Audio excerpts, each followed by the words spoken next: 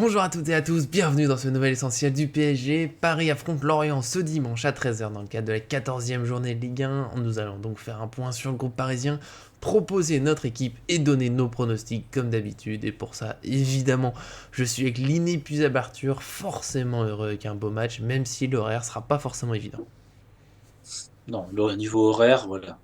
C'est des Tu disputes en sais ce famille. qu'on en Voilà. pense, mais au niveau du match, ça- bon, non, ça va aller, mais c'est vrai que c'est pas le plus pratique non plus pour travailler sur le site, etc., etc. Mais bon, Ouais. après, on s'adapte et puis évidemment, bah, content de ce match, surtout contre une belle équipe de Lorient, voilà, Mhm. qui fait plaisir à voir depuis le début de saison. Voilà, ça devrait être un beau match, on l'espère en tout cas, notamment pour ceux qui doivent se battre avec leur famille pour voir cette rencontre, parce que dimanche 13h, voilà. C'est pas évident, mais bon, nous on va voir un peu tout ça, le groupe, l'équipe, nos pronostics. Avant de démarrer ça, n'oubliez pas bien sûr le petit j'aime pour nous soutenir, c'est toujours aussi important, et puis bien sûr, abonnez-vous, activez la cloche pour être sûr de ne rien manquer de nos vidéos. C'est parti avec le point sur le groupe pour ce Lorient PSG. On aura 4 absents, ça reste un plutôt petit score par l'année dernière, mais c'est un peu plus que les habitudes cette saison. Voilà, 4 quand même, le groupe est diminué. Il y a Keller Navas qui a toujours des problèmes au dos et son retour est prévu avec le groupe pour la semaine prochaine. Ça, de toute façon, c'est Donnarumma qui est titulaire cette saison, mais ça enlève le peu de suspense qu'il y a. Presnel Kimpembe avec toujours en individuel. Le retour est prévu début de semaine prochaine. Fabian Ruiz, toujours blessé suite à la blessure contre la Juventus, je sais pourquoi tu rigoles et c'est pas bien. Il va reprendre l'entraînement collectif en fin de semaine prochaine. Et puis il y a Messi, et je sais que tu y tiens, il est blessé.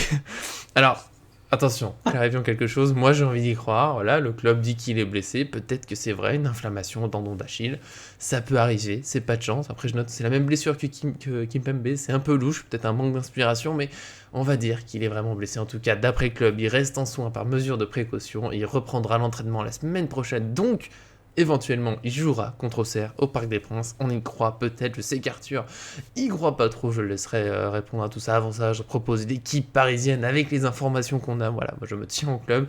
Ils sont forfaits. En tout cas, on aura sans doute Donnarumma dans les buts, sauf s'il est blessé au dernier moment, normalement. Il fait pas la Ça, Coupe du Monde, donc c'est bon. oui, il y a pas de raison qu'il se repose, le pauvre en plus. Voilà, ne rappelons pas ça, pauvre italien. Mais bon, Donnarumma dans les buts, voilà, on est sûr. En défense, je suis parti sur voilà, la meilleure équipe possible globalement pour ce match contre l'Orient, même si on sort du match Ligue des Champions. Après, il y a une semaine de repos, la grande rotation, on l'attend plutôt contre Auxerre juste avant la Coupe du Monde, voilà, que ce soit pour gérer les blessures et le mental des joueurs qui pourraient avoir peur. En tout cas, voilà, Lorient, très belle équipe. Donc la défense, Hakimi, Ramos, Marquinhos, Mendes. Je pense qu'on ne peut pas faire mieux pour l'instant. Mendes, il est bien revenu là contre Juventus, il arrive, il marque. Je pense qu'il est temps pour lui d'être titulaire. En plus, Bernat a quand même énormément joué. Au milieu, Verratti, parce qu'on ne sort pas Verratti quand il est prêt. Vitinha, parce que même s'il a beaucoup enchaîné, bah, le problème c'est que les autres joueurs, c'est assez bof. Renato Sanchez, on le voit pas beaucoup. Donc il reste. Moi j'ai mis Solaire plutôt que Sanchez à la place de Ruiz parce que Solaire, oui, assez transparent contre la Juventus, mais il avait été bon quand il a joué donc plus bas dans ce rôle de relayeur et pas en 10 à la place de Neymar. Voilà, pour moi, c'est celui qui a montré le plus de choses entre les deux choix qu'il y a. Il y a Danilo qui est revenu, mais il a joué que 2 minutes après une blessure musculaire. C'est peut-être un peu tôt pour être titulaire contre Lorient, qui est une équipe qui joue très vite, qui va mettre beaucoup d'intensité, qui a eu de la pression. Voilà, je pense qu'on va pas prendre de risque avec Danilo, à part s'il se sent parfaitement bien, mais je m'attends pas vraiment à le voir titulaire.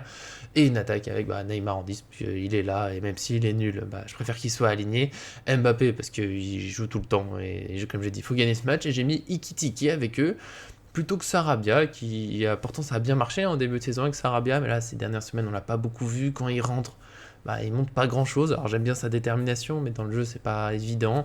Et Kitiki, voilà, des entrées avec deux, trois petites choses, il y a des débuts de combinaison, j'aimerais bien voilà, qu'il puisse se mettre en confiance, qu'il ait le droit de jouer avec cette très belle équipe, et pourquoi pas qu'il puisse marquer son premier but. Faut qu'il ait sa chance, et voilà, je me dis pourquoi pas sur ce match, vu que Messi n'est pas là. Non, bah, écoute, bonne équipe. Je vois pas trop au niveau défense, je suis d'accord. On aurait pu imaginer Mukiele, mais c'est vrai qu'avec l'idée d'avoir Ekitike sur le terrain, Neymar, on sait qu'il va jouer 10 un peu gauche, et puis Mbappé joue un peu à gauche. C'est bien d'avoir un Hakimi omniprésent à droite. Mm. Surtout que ces derniers temps, ça marchait plutôt bien. Donc ouais, Hakimi, je pense il va tenir la corde quand même sur ce Ouais, puis match. il a déjà tourné le week-end dernier, donc pas. Oui, voilà, mais c'est vrai que Mukiele, il a fait des bonnes choses, et c'est Mm. toujours bien de valoriser aussi voilà, le travail et tout, c'est sympa. Après, pourquoi pas Mukiele à la place de Ramos, hein, écoute, à voir. Verratti, Vitinha, Soler, ça me plaît bien. Le problème, c'est que il veut pas bouger Vitinha de son, on va dire, numéro, de son côté gauche.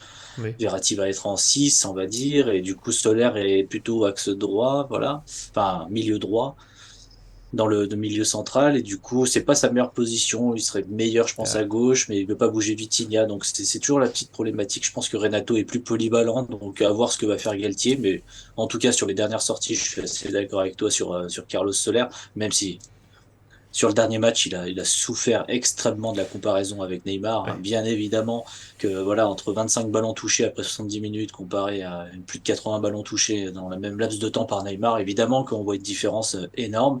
Mais là, il jouerait un peu plus bas avec justement Neymar devant lui. Et on sait que Neymar, Mm. c'est un super relais entre le milieu et l'attaque. J'ai bon espoir que ça marche déjà beaucoup mieux. Mbappé à gauche et puis Ekitike, je valide totalement ton choix parce qu'il faut qu'il marque. Il va falloir que depuis le début de saison, je pense que c'est le profil qui nous manque. Sarabia, c'est bien en remplaçant, mais c'est pas le profil qui nous manque. On a déjà des joueurs qui font la même chose que lui en mieux, je Oui. pense. Donc c'est plutôt un remplaçant. Alors qu'Ekitike, il peut faire des choses que les autres ne font pas, c'est-à-dire notamment, bah, on se plaint énormément de Donnarumma, de ses relances, mais en même temps, tu veux qu'il relance sur qui? Il a Fabian Ruiz ou Messi, Mbappé, Neymar, Mm, Verratti, mm. Vitinha, faut arrêter les bêtises. C'est très compliqué aussi pour lui de relancer. Alors bien sûr, il est pas rassurant. Hein, je dis pas non plus que tout va bien avec Donnarumma, mais voilà, il faut aussi lui trouver des solutions. Et pourquoi pas Ekitike, qui on sait, voilà, dos au jeu, il capte les ballons, il peut les bloquer. On l'avait vu avec Reims, il est très fort sur ça, ce qui permet d'ouvrir des brèches, notamment avec un petit passe en retrait pour un Neymar qui enverrait un Mbappé. Voilà, ce Allez, schéma, j'aimerais bien le ça revoir y est. contre l'Orient. Mais voilà, donc Ekitike, je valide aussi totalement. Je trouve cette équipe que t'avances Mm. plutôt très cohérente et j'ai hâte de la voir. Eh bah, ça fait plaisir. Du coup, on pourra pas forcément super long sur l'équipe. On est d'accord. Il y a quelques autres options. On les a évoquées. Renato Sanchez, peut-être, qui aurait une nouvelle chance. Mais c'est vrai qu'il voilà, il a pas montré beaucoup. Peut-être compliqué. Mais en même temps, bah, faut bien qu'il ait des opportunités de jouer. Mukiele en défense, oui, pourquoi pas. Si Ramos est fatigué, il a quand même pas mal enchaîné. Donc c'est une possibilité. Là, c'est toujours nous. On fait avec les données qu'on a. Donc peut-être, oui, Mukiele en défense, ça peut le faire. Il a été pas mal, je trouve, défenseur central. Plutôt, je crois qu'il a joué que à 3 en défense centrale. J'ai un doute. On a changé. Il a beaucoup bougé. Elle a peut-être fait une défense à 4, j'avoue que là tout de suite j'ai un doute. Et Ekitike, voilà, je veux juste revenir sur ce qu'il y a sur Donnarumma. Oui, de temps en temps, il fait un peu peur quand il a le ballon, mais c'est vrai qu'il y a eu beaucoup de critiques sur le nombre de ballons perdus. Au bout d'un moment, si Donnarumma, il n'a pas de solution, tout le monde l'a dit que le PSG n'a pas assez bougé contre la Juventus. Il a dû jouer long, et quand on joue long, bah, Mbappé, si on arrive à le trouver directement à la profondeur, tant mieux. Mais bon, c'est comme la Juventus en face, les défenseurs, ils se font pas trop avoir. Et dans les duels aériens, Mbappé, Messi, bah, c'est pas très grand. Solaire non plus, Vitinha non plus. Ekitike, c'est vrai que ça peut être une option, puisqu'on ne peut pas avoir Zlatan comme à la belle époque. Donc voilà, Ekitike, c'est pas le même physique, mais c'est aussi voilà, une façon d'apprendre. J'aimerais bien qu'il ait sa chance. Donc là, on est d'accord, nous, sur l'équipe. Bien sûr, vous avez le droit de dire que absolument pas, on est fou, il faut mettre Sarabia peut-être, on est à l'écoute, en tout cas peut-être Danilo titulaire si vous le sentez. Encore une fois, moi je pense que c'est un petit peu trop tôt, mais en tout cas, on est toujours à l'écoute de vos commentaires, ça nous fait plaisir d'échanger avec vous. Et nous, pour l'instant, on passe au pronostic. On termine donc ce Lorient PSG avec nos pronostics, et la tradition est en place, j'ai fait l'équipe parisienne, c'est donc Arthur qui donne en premier son score pour cette rencontre. Bah, écoute, je vais commencer par terminer par rapport à la séquence d'avance que j'avais oublié de dire un truc. Donc, du coup, tu vois, Ah, oh alors je le... pense que. Non, mais ça va coller avec le score que je vais pouvoir Mhm. potentiellement mettre. Hein. Écoute, Un non, mais le fait 8-0. que Neymar soit en 10 avec un Ekitike devant, on sait qu'Mbappé prendra pas trop la place d'Ekitike, qu'ils vont pas trop se marcher dessus, et Mhm. que justement les deux, Mbappé a bien envie aussi de faire monter en puissance un Ekitike. Je pense que ça peut être la très bonne configuration, parce que souvent, bah, le problème d'Ekitike, c'est s'il y a Messi, Neymar, Mbappé, ça combine beaucoup de tous les trois, ça oublie un petit peu le petit jeune, on va dire, et du coup, c'est un peu compliqué. Donc là, j'ai bon espoir que voilà, dans une configuration avec deux stars seulement, il y a un peu plus de jeu, et du coup, je vois Ekitike marquer. Je vois pas le PSG faire un gros score sur ce match. Alors, voilà, c'est mon avis. Pour moi, il y a déjà la tête Coupe du Monde. Mhm. Messi est déjà blessé. Ensuite, Mbappé est quand même sorti du match de la Juventus en disant on va pas se mentir, c'est bon, c'est Oui. fini. Maintenant, on pense à la Coupe du Monde. Il faut arrêter de le cacher. Donc, j'ai bien aimé son honnêteté, hein, carrément. Mais voilà, ça veut dire ce que veut dire. Même si je doute pas qu'il va se donner à fond. Hein. Mais je pense que sur deux, trois accélérations, il va pas non plus se mettre à défendre contre l'Orient. Tu comprends ce que je veux dire? Et du coup, je pense que Neymar, peut-être qu'il va continuer à faire ce qu'il fait depuis le début de saison, mais il a lui aussi la Coupe du Monde, donc les trois offensifs, et puis on sait que quand les trois offensifs, ils sont un petit peu moins dedans, ou même voire pas là pour Messi, bah, je pense que ça marque moins, et je vois un 1-2 pour Paris, ou un 1-3. Je te laisse un peu l'optimisme du jour, mais je vais dire 1-2, parce que bah, je vois Ekitike marqué dans ces deux buts, et puis après, bah, Neymar et Mbappé vont nous faire un petit show l'un ou l'autre, donc voilà, 1-2. C'est déjà pas mal, 1-2. Alors, venant de toi, ça fait toujours bizarre, parce que moi j'attends des 6-7-0, mais je comprends. 1-2, et c'est beau, parce que tu me laisses le 1-3 que j'avais prévu. Un peu les mêmes choses, après c'est juste qu'il y a tellement de talent qu'on sait que les buts peuvent s'enchaîner. J'ai quand même cette petite part d'optimisme que le PSG se dise voilà, là c'est celui-là le dernier gros match entre guillemets, parce que là Lorient est quand même quatrième, c'est une équipe qui a fait beaucoup de belles choses. J'espère qu'ils ont bien en tête que Lorient est dangereux, parce que si le PSG joue pas vraiment, s'ils ont vraiment cette tête du coup à la Coupe du Monde, bah, ça risque d'être quand même une mauvaise journée, et c'est bon pour personne, pour le classement, parce que bah, ça reste assez serré, et puis pour préparer la Coupe du Monde, j'ai bien aimé ce qu'a dit Galtier, ce qu'il faut c'est jouer, c'est faire au mieux. Et évidemment que c'est compliqué pour les joueurs, parce que dès qu'ils prennent des coups, bah, ils vont s'inquiéter. Voilà, ça pourrait être presque une stratégie assez moche, mais qui serait pas incompréhensible, d'essayer de mettre quelques coups aux Parisiens en début de match, voilà, pour les sortir un peu, qu'ils aient peur d'aller au contact, d'aller au duel. Faudra surveiller ça, j'espère que l'arbitre fera très attention. Je note que c'est un arbitre, Benoît Bastien, qui met beaucoup de cartons, donc peut-être que ça peut éviter cette stratégie un peu triste, même si c'est peut-être pas dans l'idée de Lorient, mais voilà, je sais que je comprendrais que les Parisiens aient peur s'ils prennent des coups, notamment un Neymar, on sait que voilà, la cheville peut vite tourner. Mais j'y crois. J'ai envie d'espérer que ce PSG veut bien finir, entre guillemets. Parce que oui, il y a Auxerre après, mais Auxerre sera tellement près de la Coupe du Monde que là, je pense que nos pronostics sont un peu particuliers. Ils ont fait un match assez moyen que la Juventus. Ils sont peut-être un peu vexés par la deuxième place. Voilà. J'ai envie d'un beau PSG contre un Lorient qui est quand même assez beau. Donc forcément un but, parce que le PSG aime bien prendre des buts sur des centres, sur des coups de pied arrêtés.